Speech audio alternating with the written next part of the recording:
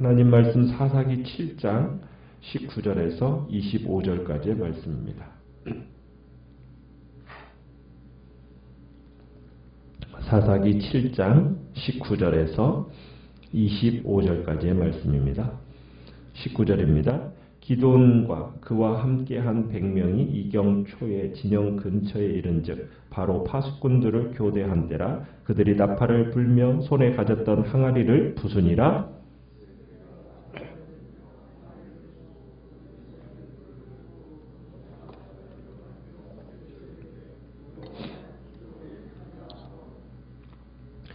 각기 제자리에 서서 그 진영을 에워싸매 그 온 진영의 군사들이 뛰고 부르짖으며 도망하였는데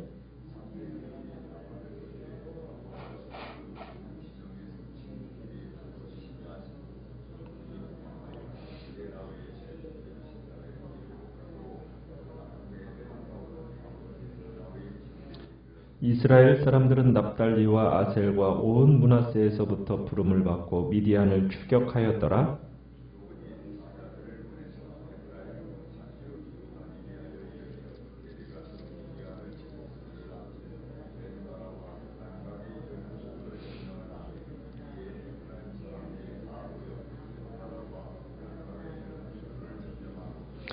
같이 읽습니다. 또 미디안의 두 방백 오렙과 셋을 사로잡아 오렙은 오렙 바위에서 죽이고 셋은 셋 포도주 틀에서 죽이고 미디안을 추격하였고 오렙과 셋의 머리를 요단강 건너편에서 기드온에게 가져왔더라. 아멘. 오늘 말씀의 제목은 여호와의 승리라는 제목으로 말씀을 나눕니다. 하나님께서 이스라엘에게 승리를 주리라고 기드온을 확신시키신 하나님의 명령대로 이제 기드온이 그날 밤 적진을 향해서 돌격하는 장면이 오늘 본문의 말씀입니다.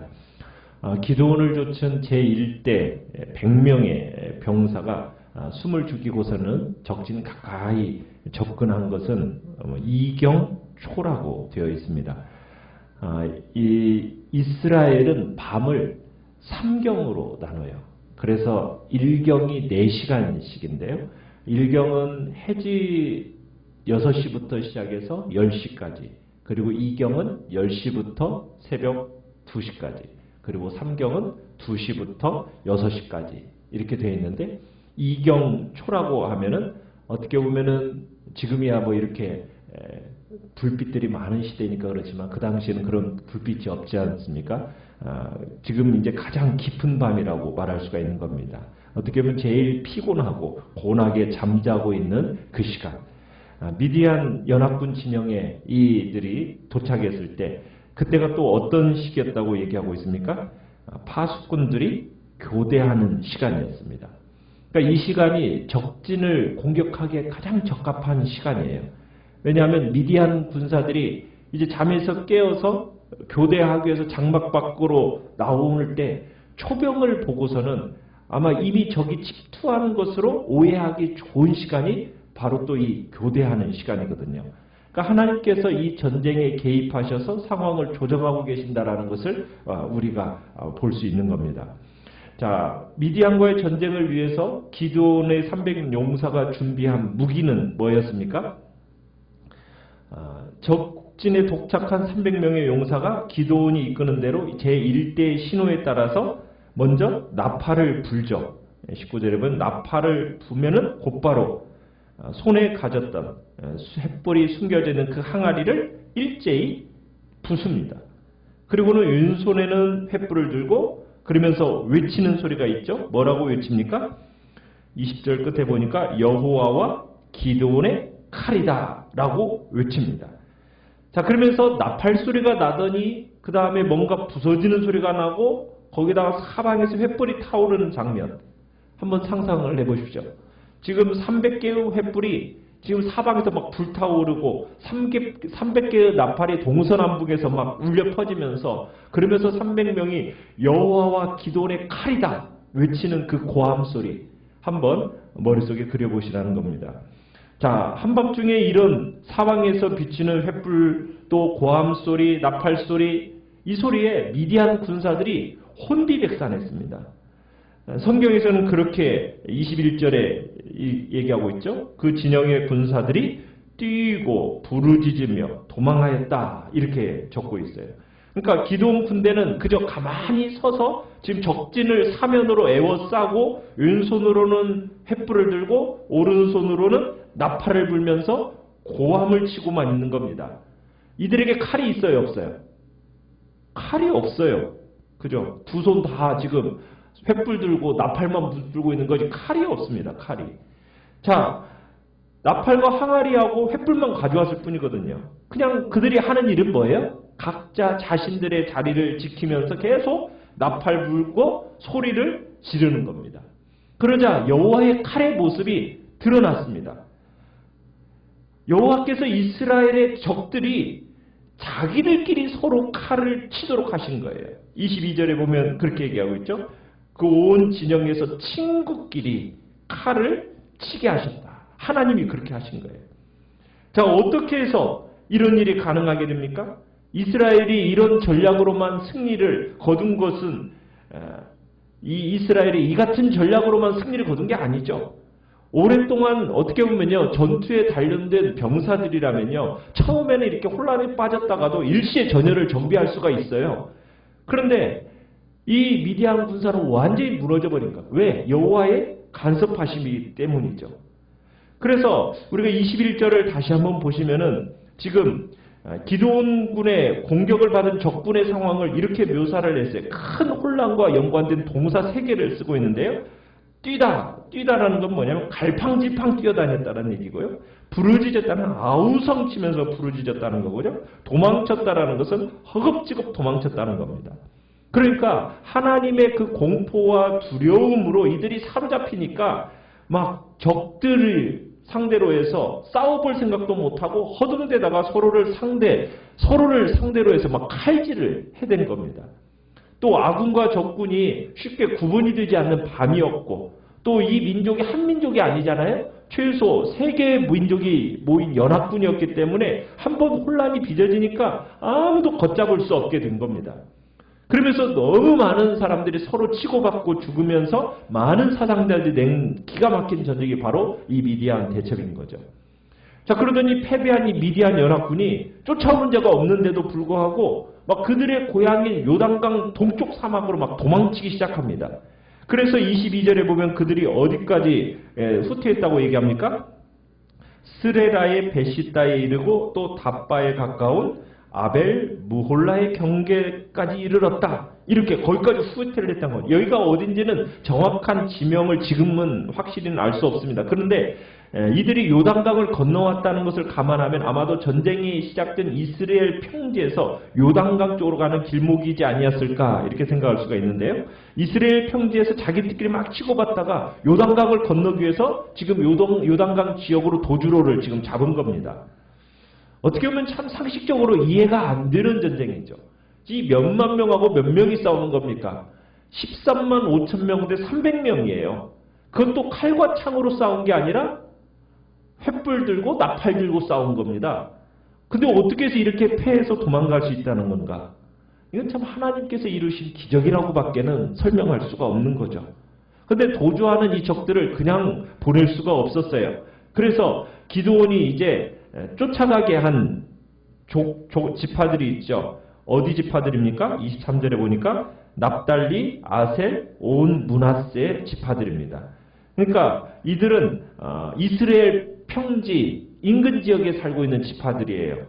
그러니까 아셀 지파는 이스라엘의 서쪽 해안 지역에 살고 있고요. 그 다음에 납달리 지파는 이스라엘의 북쪽 지역에 살고 있고 남쪽 지역에는 이제 므낫세 지파가 거주하고 있었는데 어떻게 보면 직접적인 피해를 받던 지파들인 거죠. 이들이 이제 미디안을 추격하는 일에 나서게 된 겁니다. 이들도 처음에는 적들로 인해서 두려워서 돌아갔던 겁쟁이들이었는데 이들이 용감무쌍하게 이제 패잔병을 쫓아간 겁니다. 또 24절에 보면 기드온이 또 에브라임 산간 지방의 전령들을 보내가지고 그들을 또 미디안으로 뒤쫓도록 합니다. 그러면서 그들에게 우선 요단강 건너는 것이 큰 문제거든요. 그러니까 요단강은 또 아무데나 건널 수 있는 강이 아니에요. 요단강을 건너기 위해서는 뭘 사용해야 되었냐면 나루턱을 사용해야 됐습니다. 우리가 사사 예후 때도 봤지만은 이스라엘 군대가 무려 1만 명의 모압 군인을 죽일 수 있었던 장소가 어디였냐면 모압 맞은편 요단 나루턱을 잡았기 때문에 모압 병사들이 한 명도 도망치지 못하도록 하고 죽였다는 이야기가 있듯이 지금 에브라임 지파가 이제 기드온의 요청에 의해서 이제 벳바라와 요단강에 이르는 나루 그 수로라고 되어 있는데 그 나루턱을 딱 점령을 합니다. 그리고서는 이제 이 사람들을 이제 죽이고서는 그 다음에 체포를 하죠. 두 장군을 체포를 하는데 두 방백 오렙과 스앱을 체포할 수 있게 됩니다. 그리고는 이스라엘 사람들이 그 오렙은 오렙바위에서 스앱은 스앱 포도주 틀에서 죽였다. 그러니까는 이들을 죽인 기념적인 이름을 그곳에다가 이제 붙인 거죠. 오렙은 까마귀라는 뜻이고요. 스앱은 늑대라는 의미를 가지고 있습니다.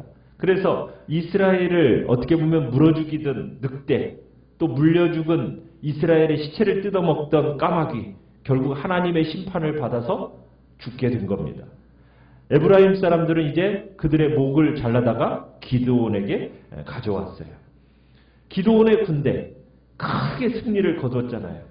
여러분, 이 괄목할 만한 승리를 거둔 것은 기드온과 이스라엘이 칼로 싸워 승리한 게 아닙니다. 무기가 될 수 있다라고 생각할 수는 없었어요. 그럼에도 불구하고 승리를 했어요. 이 승리한 일이 그저 나팔 불고 항아리 깨고 횃불을 휘두르면서 소리를 지른 것밖에는 없어요. 그러나 하나님께서 싸우시는 거룩한 전쟁이었기 때문에 승리할 수 있었던 거예요. 하나님이 싸우시는 전쟁이었기 때문에. 그러니까 주의 백성들이 어떤 무기를 사용하느냐, 이게 중요한 게 아닙니다. 실제 전투 시작되기 전에 하나님께서 이미 미디안 진영에 뭘 조성하셨어요? 공포감을 이미 조성하셨고 싸울 의지를 꺾어 놓으셨기 때문에 그래서 승리할 수 있었던 거죠. 이게 거룩한 전쟁의 성향 중에 하나입니다. 기드온과 300명의 용사는 이 전쟁이 자기들의 창이나 칼로 싸워서 승리할 수 있는 전쟁이 아니고 오직 여호와와 하나님의 칼이 또 그 하나님께 대한 믿음으로 싸워야만 이길 수 있는 전쟁이라는 사실을 분명히 알고 있었고, 또 그들이 정말 칼과 창이 아닌 오직 여호와의 칼로 싸우려고 할 때 단 300명의 군사만으로 13만 5천 명에 이르는 미디안 연합군을 완전히 섬멸할 수 있게 되었던 겁니다. 전쟁에서의 이김은 숫자가 문제가 아니라는 거예요. 장비가 문제가 아니라는 거죠. 이김은 누구로부터 오는 겁니까? 여호와 하나님께로부터 오는 겁니다. 믿음으로 순종하는 자에게 반드시 무엇이 있습니까? 이김이 있습니다. 너무나 터무니없는 것 같아도요, 하나님의 말씀이 그렇게 말씀하실 때 그 말씀 딱 붙들고 순종하면은, 그러면은 300명이 13만 5천 명을 이기는 기적 같은 영광이 있다라는 겁니다. 믿음으로 순종하는 자리, 말씀을 붙들고 믿음으로 순종하는 그 자리에 딱 서면 성도들이 하나같이 고백하는 놀라운 일이 있어요. 그게 뭐예요? 주님이 하셨습니다 라는 그런 고백. 바로 그런 삶의 자리가 미디안 전투의 자리인 겁니다. 칼과 창이 아니라 나팔로, 빈 항아리로, 횃불로 전쟁을 이기고 명령받은 대로 순종할 때 전쟁을 여호와로 말미암아 이기게 되는 표와 증거가 나타나는 것.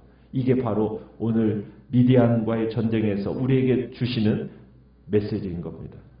진짜 이기는 것. 그것은 오늘 기드온이 우리에게 보여준 것처럼 300명으로 도무지 말도 되지 않는 상황 속에서 하나님이 말씀하셨으니 믿음으로 순종함으로 나타나는 것입니다. 어떻게 보면 아무것도 없는 우리에게 정말 그 많은 복을 값없이 주셨더라. 여러분, 이와 같은 고백과 간증이 우리 안에 끝없이 나타나기를 간절히 바랍니다. 그것이 우리의 삶으로 드러날 때 이김과 영광과 힘이 나타나게 되는 것입니다. 오늘도 하나님을 믿고 그 말씀에 딱 붙들고 믿음으로 순종하는 복된 자리에 서시기를 바랍니다. 그래서 하나님의 역사의 도구로서 귀하게 쓰임받는 우리 귀한 성도님들 되시기를 간절히 축원합니다. 오늘 말씀합니다.